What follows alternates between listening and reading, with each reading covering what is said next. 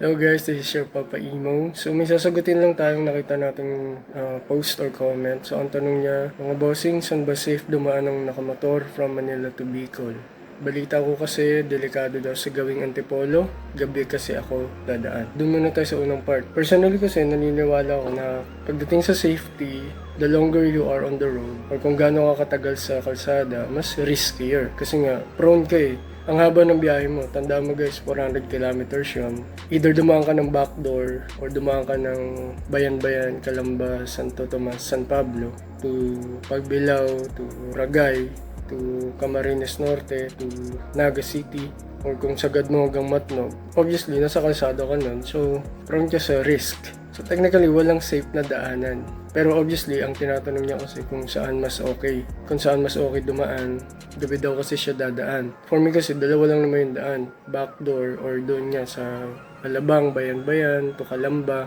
Ang convergence mo niyan, ang meet up ay Pagbilao. Pili ka na lang talaga. Although, sabi niya kasi, gabi kasi ako dadaan. Tapos, balita ko kasi delikado daw sa gawing Antipolo.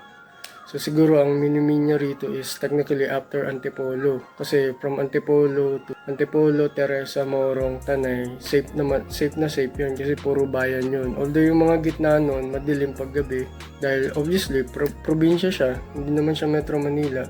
Pero pagdaan mo ng Teresa, ng Morong, tapos dun sa crossing, yung may Jollibee sa may Tanay, bago mag-arko ng Pililya, dun talaga madilim na, probinsya na.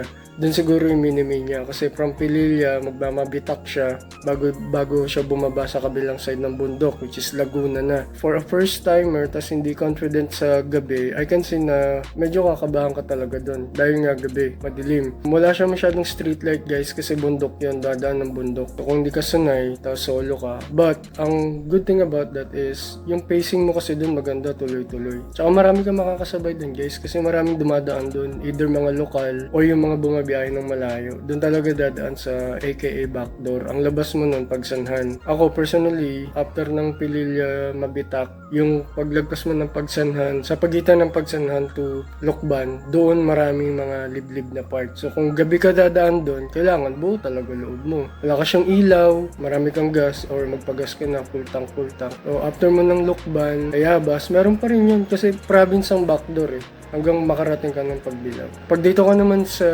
Alabang, Bayan-Bayan, Calamba, San Pablo, Santo Tomas, San Pablo, yan, city drive talaga yan. So, marami ka rin makakasabay. Although, maraming truck, maraming bus. Tapos, puro city. Pero hindi ka kakabahan kasi nga maliwanag, may mga stoplight, gano'n. Mas gusto ko sa backdoor.